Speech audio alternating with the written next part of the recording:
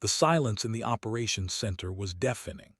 23 minutes had passed since Bravo Team's last transmission from the Kunar Valley, and the static crackling through the speakers felt like a countdown to catastrophe. Intelligence had been wrong, catastrophically wrong. What should have been a routine extraction had devolved into something far more sinister, and 12 of America's most elite warriors were now trapped in a valley that had become their tomb. Major Cassandra, Reaper, Volkov sat in the pilot's ready room, her weathered flight suit draped over shoulders that had carried more burdens than most would in 3 lifetimes. At 34, she was already considered past her prime by the younger pilots who whispered behind her back about the old bird who flew like her grandmother. They didn't know about Mosul. They didn't know about the night she'd kept 17 Marines breathing while an entire city burned around them. They saw only the graying temples beneath her helmet and the slight tremor in her left hand, a souvenir from an IED that had nearly ended everything. The scramble alarm pierced the Afghan morning like a knife through silk. Pilots scattered like startled birds, but Volkov remained seated, methodically checking her kneeboard cards with the precision of a surgeon preparing for the most delicate operation of her career. Her A-10C Thunderbolt II, tail number 780691, nicknamed Widowmaker, sat on the tarmac like a mechanical predator, its distinctive twin engines and massive GAU-8 cannon making it look more like a flying tank than an aircraft. "Reaper, you're up," called Lieutenant Colonel Marcus Rivera, his voice carrying the weight of command and the bitter taste of desperation. "Bravo Team is pinned down in Grid Echo 74 Alpha. Heavy enemy contact, multiple KIA reported." The words hit the ready room like shrapnel. Multiple KIA. In the sterile language of military operations, those 3 letters carried the weight of mothers who would never again hear their sons' voices, children who would grow up with only photographs and folded flags. Volkov's jaw tightened imperceptibly as she stood, her movements deliberate and unhurried despite the chaos erupting around her. "Time on target?" she asked, her voice steady as granite. 15 minutes to save what's left of them." 15 minutes.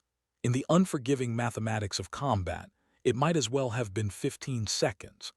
The Kunar Valley was a graveyard of empires, a place where Soviet hinds had fallen like autumn leaves and where American helicopters had learned the brutal lessons of asymmetric warfare. Now it was demanding another sacrifice, and Cassandra Volkov was the only thing standing between 12 heroes and eternity. She grabbed her helmet and walked toward destiny, unaware that this morning would transform her from a forgotten relic into an immortal legend. The Afghan sun painted the mountains in shades of amber and rust as Volkov approached her aircraft. Widowmaker's titanium bathtub cockpit had saved her life more times than she cared to count, and its distinctive whine of twin General Electric engines had become the sound of salvation for countless troops across 2 decades of war. Staff Sergeant Elena Vasquez, her dedicated crew chief, stood beside the aircraft with the practiced efficiency of someone who understood that every rivet and wire could mean the difference between coming home and coming home in a box. "She's ready to bite, ma'am," Vasquez reported, her Hispanic accent adding warmth to the clinical pre-flight checklist. "Full combat load, 150 rounds of 30mm, mixed HEI and API. Pylons loaded with AGM-65 Mavericks and a pair of 500-pounders for good measure." Volkov nodded, running her hands along the aircraft's scarred titanium hide. Each dent and scratch told a story, some glorious, others tragic, all of them written in the currency of American blood. The GAU-8 Avenger cannon, that magnificent 7-barrel instrument of precision destruction, protruded from the aircraft's nose like the tusk of some prehistoric predator. At 3,900 rounds per minute, it could turn main battle tanks into scrap metal in seconds. Fuel status: 11,000 pounds topped off. She'll stay up there as long as you need her to. The pre-flight inspection revealed what Volkov already knew: Widowmaker was a warrior born for this moment. The Pratt and Whitney engines hummed with mechanical poetry as she settled into the cockpit that had become more familiar than her own apartment. The HUD displayed scrolled across her vision like digital scripture, each symbol and number a prayer for the men dying in the valley below. Bagram Tower, Reaper 77 requesting immediate departure, Grid Echo 74 Alpha, troops in contact. Reaper 77, you are cleared for immediate takeoff, runway 03. Godspeed. The A-10 rolled forward with the inexorable momentum of fate itself. As the aircraft lifted into the crystalline Afghan sky, Volkov could hear the faint crackle of radio transmissions from the valley, American voices tight with fear and determination, speaking in the clipped sentences of men who knew death was counting down the seconds. Any station, this is Bravo 6. We are surrounded and taking heavy casualties. Immediate air support requested. Grid Echo 74 Alpha. We are running low on ammunition and have multiple wounded. How copy? The desperation in the voice cut through the radio static like a scream in a cathedral. These weren't numbers on a battlefield assessment. They were sons, fathers, brothers, the finest warriors America had ever produced, and they were dying while politicians slept safely in Washington beds. Volkov pushed the throttles forward and dove toward the valley of the shadow of death. The Kunar Valley spread below like a moonscape carved by the hands of an angry god.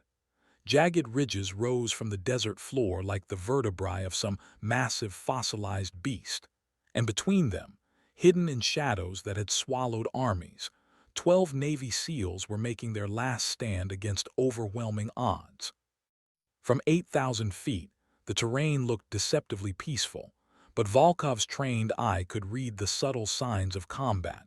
The thin gray wisps of smoke, the unnatural geometric patterns that marked human fortifications, the occasional muzzle flash that twinkled like a malevolent star.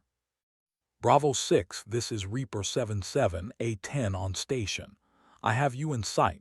Transmit your position and enemy locations. The response came back immediately, the voice of Staff Sergeant Devin Blackhorse carrying equal measures of relief and desperation.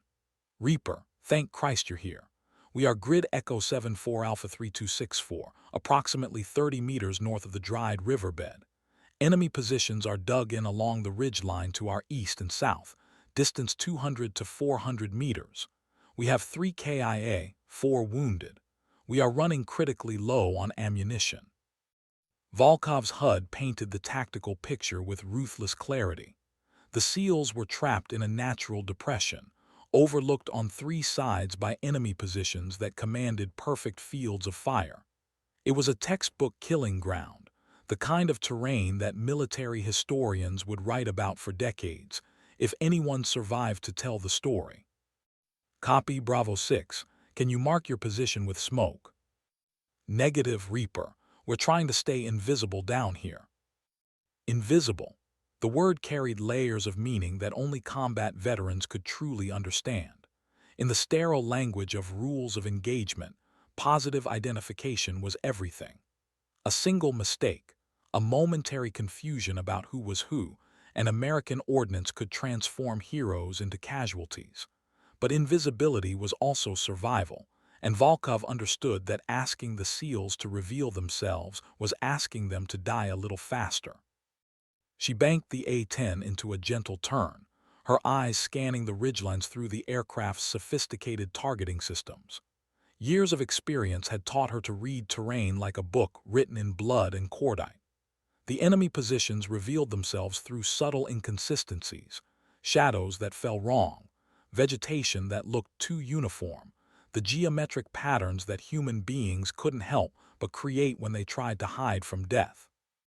Bravo 6, I have multiple probable enemy positions along the eastern ridge. Recommend you keep your heads down. I'm going to make some noise. The GAU-8 cannon spun up with a sound like the world's largest zipper being opened by the hand of God himself. The first strafing run was a masterpiece of controlled violence. Volkov rolled the A-10 into a shallow dive, her crosshairs dancing across the ridge line like a conductor's baton orchestrating a symphony of destruction. The GAU-8 cannon spoke with the voice of righteous fury, each 2-second burst sending 60 rounds of depleted uranium into the rocky positions where enemy fighters had thought themselves safe. The sound was indescribable, part thunderclap, part industrial accident, part prehistoric roar that seemed to shake the very foundations of the earth. Below, chunks of granite and human fragments painted the mountainside in abstract patterns of red and gray. The enemy fire that had been pouring down onto the trapped seals suddenly shifted, muzzle flashes now directed skyward at the mechanical angel that had appeared above them like an instrument of divine judgment. Jesus Christ, Reaper. Blackhorse's voice crackled through the radio, relief and awe mixed in equal measure. That was beautiful. You just vaporized half their positions. But Volkov was already analyzing the tactical situation with the cold precision that had kept her alive through 17 years of combat. The enemy fire hadn't stopped, it had only redirected, which meant there were more fighters than intelligence had estimated, probably significantly more. The kind of numbers that could turn a rescue mission into a mutual destruction event. Bravo 6, I count at least 40 muzzle flashes still active. This is bigger than we thought. How's your ammunition situation? We've got maybe 10 minutes of sustained fire left. Then we're down to harsh language and good intentions. 10 minutes. In the brutal arithmetic of combat, it might as well have been 10 seconds. Volkov checked her own stores, plenty of cannon ammunition, but the mavericks and bombs would be overkill in such close proximity to the friendly forces. This would have to be done the hard way, with precision and patience and the kind of flying that separated the legends from the statistics. She pulled the A-10 into a climbing turn, already planning her next pass. Below, the valley waited like an open mouth, hungry for more American blood. But Cassandra Reaper, Volkov hadn't earned her call sign by feeding that hunger. She'd earned it by sending her enemies to meet their maker with such efficiency that death itself had learned to salute. The second pass came in low and fast, skimming the valley floor like a mechanical falcon hunting for prey. This time, the enemy was ready. Tracer rounds reached up from the ridges like deadly Christmas lights, and somewhere in the maze of rocks and shadows, an RPG team was tracking her movement with the patience of professional killers. The explosion came without warning, a blossom of orange fire that erupted just off her starboard wing, close enough to rattle the aircraft and send shrapnel pinging off the titanium cockpit. The A-10 shuddered but kept flying, its legendary durability living up to its reputation as the most survivable attack aircraft ever built. Reaper 77, I have you taking fire, came the voice of Overlord, the airborne command post circling high above the valley. Recommend you gain altitude and reassess. Negative, Overlord. The boys on the ground don't have time for me to reassess. Volkov pushed the stick forward and dove back into the cauldron. This was what separated the A-10 from every other aircraft in the American inventory. It was built to take punishment and keep fighting, designed by people who understood that close air support meant getting close to the people trying to kill you. The titanium bathtub surrounding her had stopped everything from rifle rounds to surface-to-air missiles, and the redundant flight controls meant she could lose half the aircraft and still bring it home. The GAU-8 spoke again, its voice cutting through the chaos like the hand of God reaching down to separate the righteous from the wicked. This time, Volkov could see the results in real time, bodies tumbling from concealed positions, weapons flying through the air like broken toys, the carefully constructed killing ground dissolving into chaos and confusion. That's what I'm talking about. Blackhorse's voice carried the fierce joy of men who had just been given a reprieve from death. Reaper, you are a goddamn artist. Enemy fire is dropping significantly on the eastern ridge. But even as the words left his mouth, new muzzle flashes began twinkling from the southern ridge line. The enemy was adapting, shifting positions, trying to maintain the crossfire that would eventually grind the trapped SEALs into hamburger. This wasn't just a random insurgent attack. This was a coordinated ambush by experienced fighters who understood small unit tactics and the value of patience. Volkov checked her fuel gauge and did the mathematics of survival. She had maybe 20 minutes before she'd need to head back to base for gas, 20 minutes to turn 12 doomed men into 12 living heroes. In the grand scheme of the global war on terror, it was just another Tuesday morning in Afghanistan. But for the men in that valley, it was the difference between seeing their families again and becoming names on a black granite wall. The third strafing run was different. Instead of the methodical, professional destruction of the first two passes, this one carried something harder to quantify, something that the enemy fighters would feel in their bones even if they couldn't name it. This was personal. Volkov had been flying close air support for 17 years, and in that time, she had learned to read the battlefield like scripture. She could tell the difference between amateurs and professionals, between fighters motivated by ideology and fighters motivated by paycheck, between enemies who would run when the odds turned bad and enemies who would fight to the death. These were professionals, veterans, the kind of fighters who had learned their trade against Soviet Hinds in the 1980s and perfected it against American helicopters in the decades since. They weren't going to break and run just because one A-10 was making their lives difficult.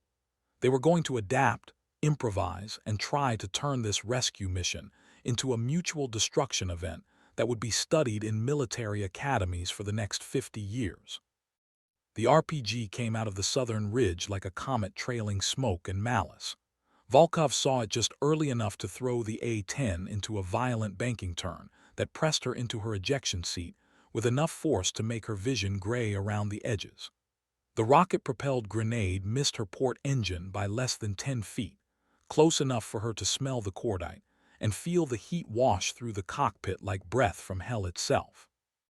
"Taking effective fire," she transmitted, her voice steady despite the fact that she had just looked death in the face and seen it blink first. "Multiple RPG positions on the southern ridge.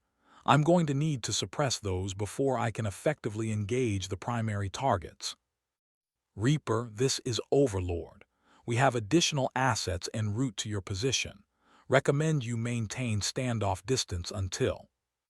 "Overlord, with all due respect, those additional assets are going to arrive just in time to count bodies. I'm staying on station." She rolled the A-10 inverted and pulled it into a screaming dive that would have torn apart a less robust aircraft. The southern ridge rushed toward her windscreen like a green and brown tsunami, individual rocks and bushes resolving into sharp detail as she closed the distance between herself and the men trying to kill her. At the last possible second, she squeezed the trigger and felt the familiar vibration as the GAU-8 cannon transformed another section of Afghan mountainside into a moonscape of craters and scattered debris. The radio crackled with Blackhorse's voice, tight with excitement and the kind of dark humor that kept warriors sane in insane situations. "Reaper, I think you just rearranged that entire grid square. Enemy fire has stopped completely on the south side." But Volkov was already looking ahead to the next problem. Her ammunition counter showed she had burned through almost half her cannon rounds in 3 passes. At this rate, she'd be Winchester, out of bullets, long before she'd eliminated enough targets to allow the SEALs to break contact and extract. And somewhere in the back of her mind, she could hear the voice of every flight instructor she'd ever had, reminding her about the fundamental rule of close air support. You can't help the guys on the ground if you get yourself killed. She pulled the A-10 into a climbing turn and started planning her next move, unaware that in the operations center back at Bagram, a room full of senior officers was watching her gun camera feed and beginning to understand that they were witnessing something that would be talked about long after the last American soldier left Afghanistan. The fourth pass was when everything changed. Not in the way that tactical situations typically evolve, gradually, with shifting lines of fire and repositioning units, but in the fundamental way that legends are born from the intersection of desperate circumstances and extraordinary human beings. Volkov had been circling the valley for 15 minutes, and in that time, she had transformed from just another pilot doing her job into something approaching mythological status in the minds of 12 Navy SEALs who had been writing their own obituaries in the margins of their tactical notebooks. Reaper 77, this is Magic 72, came a new voice over the radio, calm and professional with the slight Texas drawl that marked him as either very confident or very stupid. I'm an Apache, 5 minutes out from your position. What's the tactical situation? The arrival of the A-64 Apache gunship should have been cause for celebration. The Apache was specifically designed for this kind of mission: tank hunting, close air support, precision strikes against dug-in positions. Its Hellfire missiles and chain gun could provide the kind of surgical violence that would allow the SEALs to break contact without turning the entire valley into a crater. But Volkov found herself feeling protective of the mission, territorial in the way that only comes from having invested blood and adrenaline in keeping specific people alive. Magic 72, I have 12 friendly souls at grid Echo 74 Alpha 3264, surrounded by an estimated 40 to 60 enemy fighters in prepared positions along the eastern and northern ridges. I've been working the southern ridge for the last 15 minutes. Enemy has RPGs and appears to be well-trained and well-equipped. Copy Reaper, I'll take the northern ridge, you stay on the east. It should have been a textbook division of labor. 2 aircraft, complementary capabilities, overlapping fields of fire. But as Volkov watched the Apache materialize from the heat haze like a mechanical insect, she felt something that veteran pilots rarely acknowledge: the fear that comes from having someone else's life in your hands and not trusting anyone else to hold it quite as carefully.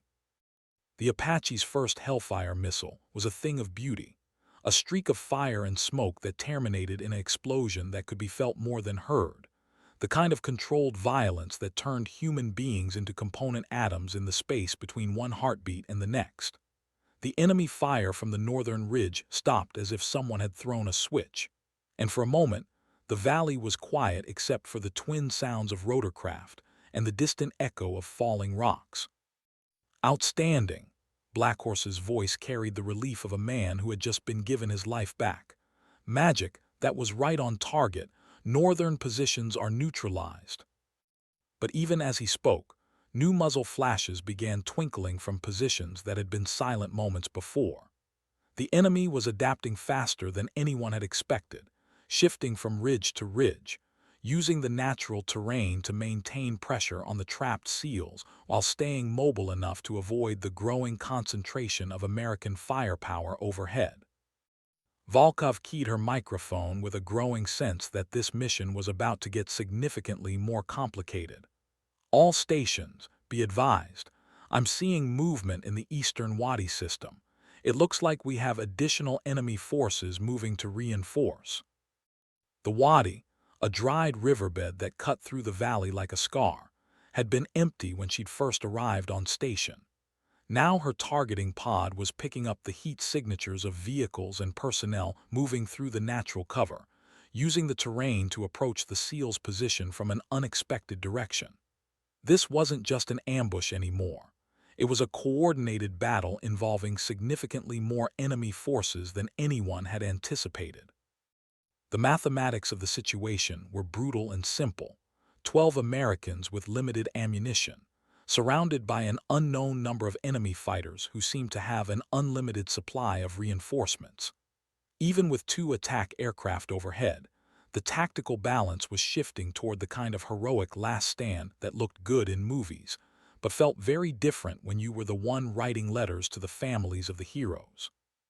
The Apache pilot's voice cut through her tactical analysis with the kind of calm professionalism that marked him as someone who had been in similar situations before. Reaper, I'm tracking the movement in the Wadi. I've got 1 Hellfire left, then I'll need to go Winchester and RTB for rearm. One hellfire. In the context of what they were facing, it was like bringing a single bullet to a battalion-sized gunfight. Volkov checked her own stores, enough cannon ammunition for maybe 3 more effective strafing runs, then she'd be in the same situation.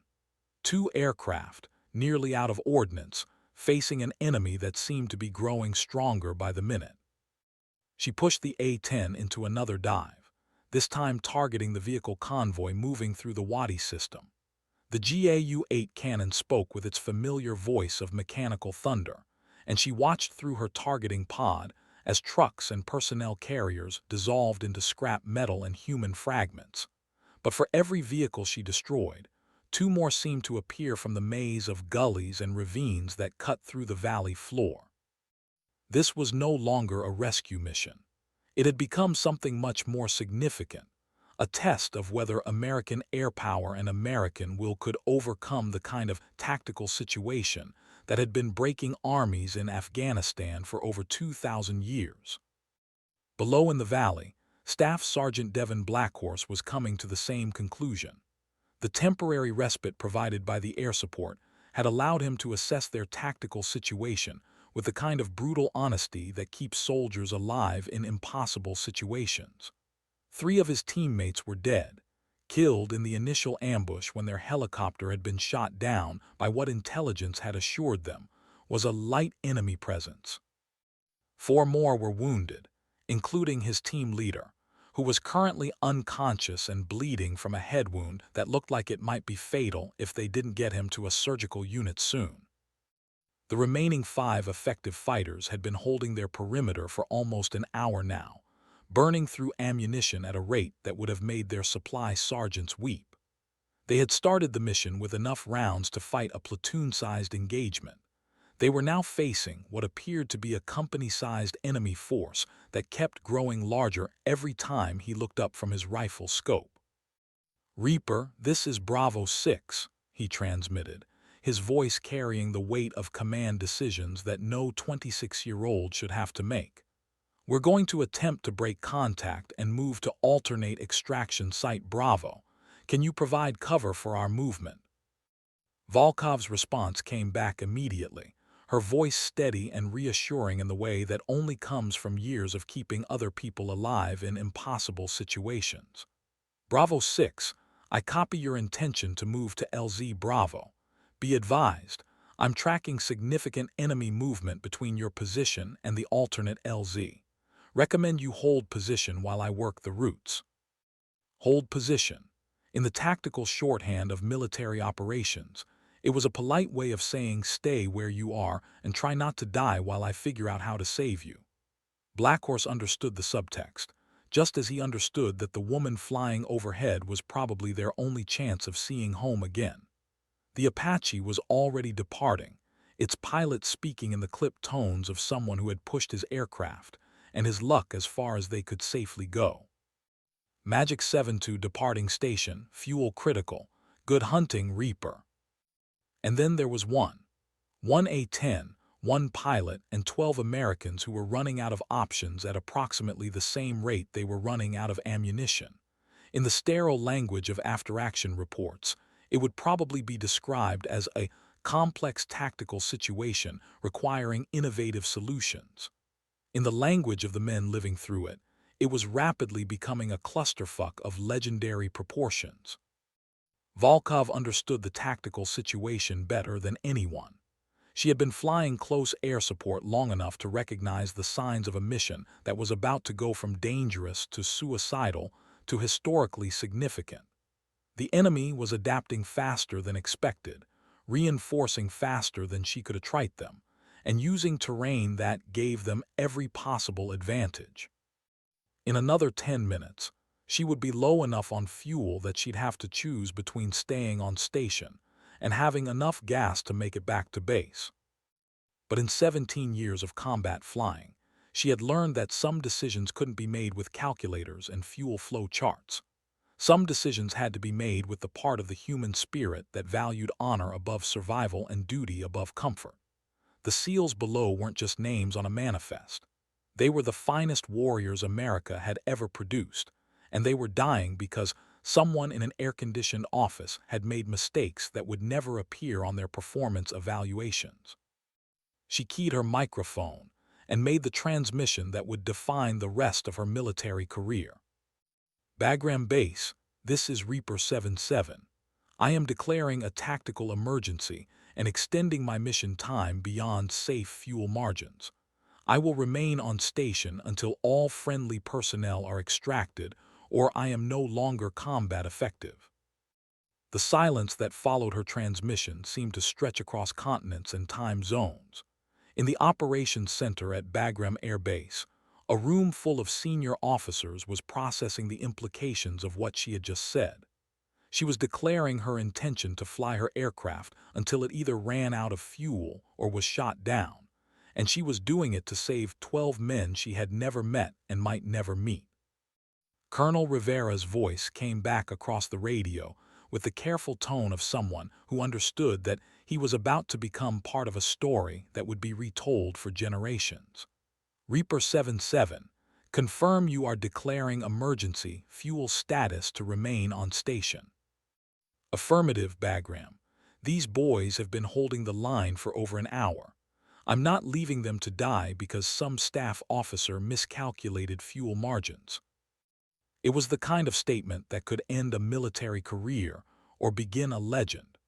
In the rigid hierarchy of military command, openly criticizing staff officers and declaring your intention to violate flight safety regulations was the sort of thing that led to court-martial proceedings and early retirement ceremonies.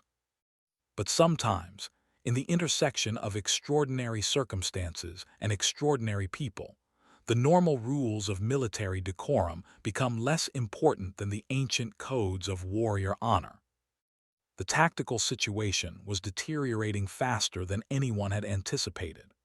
Volkov's targeting pod was painting a picture of enemy reinforcements arriving from multiple directions, vehicles moving through the Wadi system, dismounted infantry infiltrating through the maze of gullies and ravines that cut through the valley floor, and what appeared to be heavy weapons being set up in positions that would command the entire valley floor. The intelligence assessment had been wrong by several orders of magnitude. What was supposed to have been a small insurgent cell had turned out to be a significant enemy force with sophisticated tactics, modern equipment, and the kind of professional discipline that suggested extensive training and experience. The kind of enemy that had been waiting for exactly this opportunity, a chance to surround and destroy an American Special Operations team in circumstances that would provide maximum propaganda value. Volkov rolled the A-10 into her next attack run with the knowledge that she was no longer just trying to save 12 Americans. She was trying to prevent a tactical disaster that would provide the enemy with exactly the kind of victory they needed to recruit another generation of fighters. The stakes had escalated beyond the personal to the strategic, beyond the individual to the institutional. The GAU-8 cannon spoke again, its voice carrying the accumulated fury of 17 years of combat missions flown in defense of American principles and American lives. Each 2-second burst erased another enemy position from the battlefield, but the targeting pod showed new positions appearing almost as fast as she could eliminate them. It was like fighting a hydra, cut off one head, and 2 more appeared in its place. Bravo 6, this is Reaper. I'm seeing additional enemy reinforcements approaching from the northwest.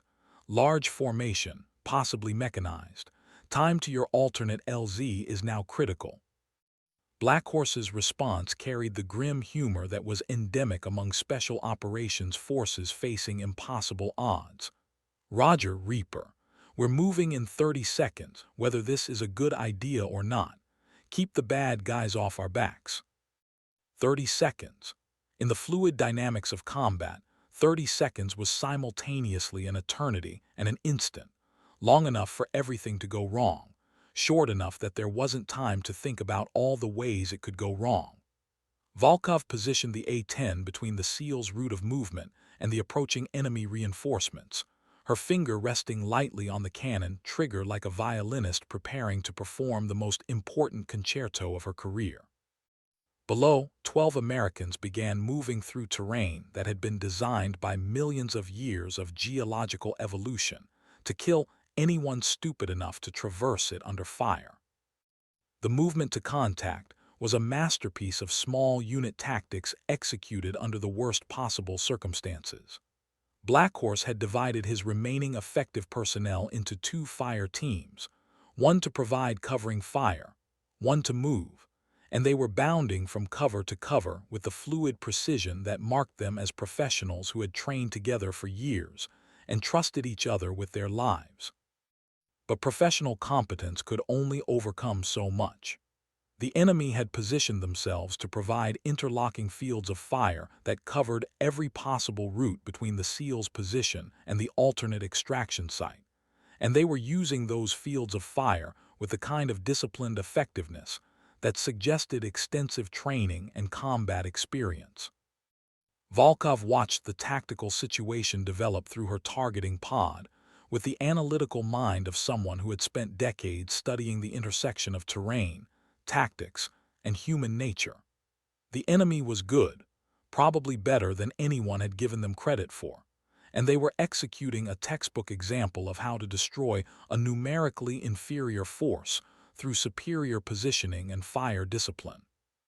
She rolled the A-10 into a diving attack that brought her within effective range of small arms fire, close enough to see individual muzzle flashes and feel the impact of bullets striking her aircraft's armored hull. This wasn't precision close air support anymore. This was aerial combat at ranges that made survival a matter of luck as much as skill.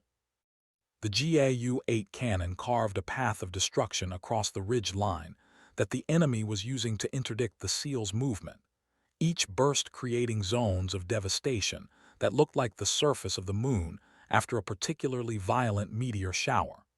But even as she eliminated one firing position, her peripheral vision was picking up movement in a dozen other locations. The enemy was adapting faster than she could kill them.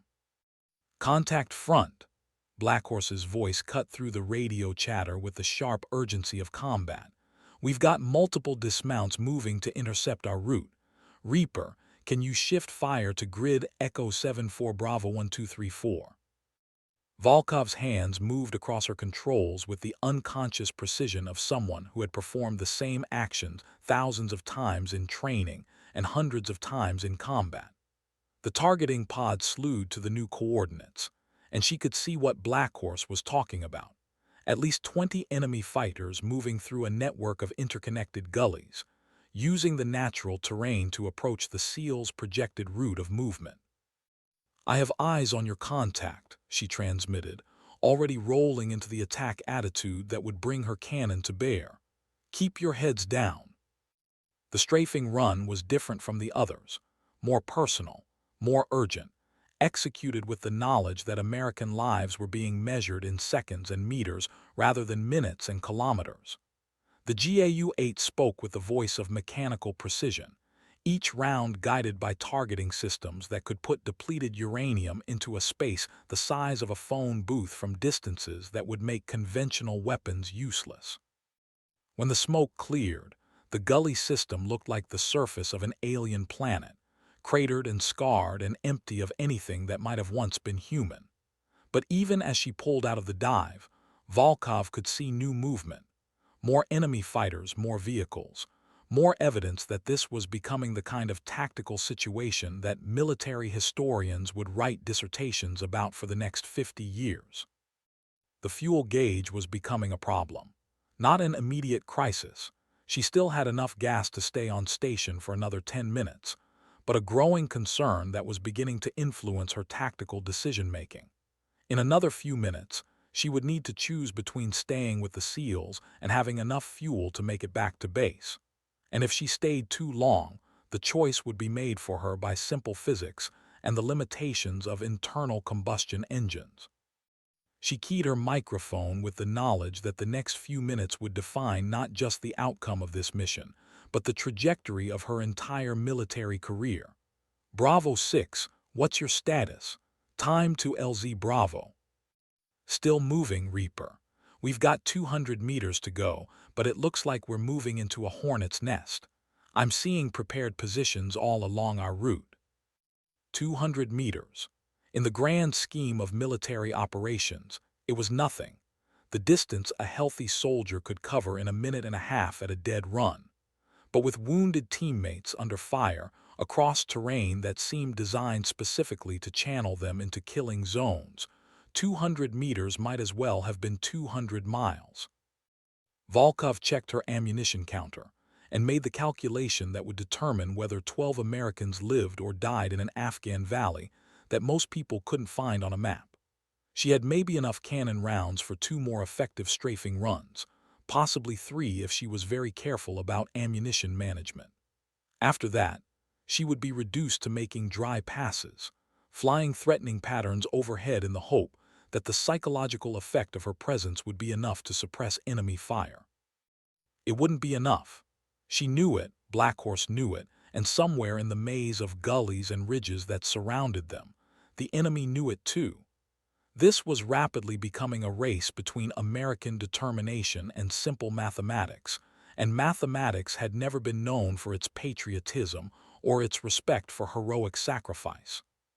But sometimes, in the intersection of desperate circumstances and extraordinary human beings, mathematics proved to be less reliable.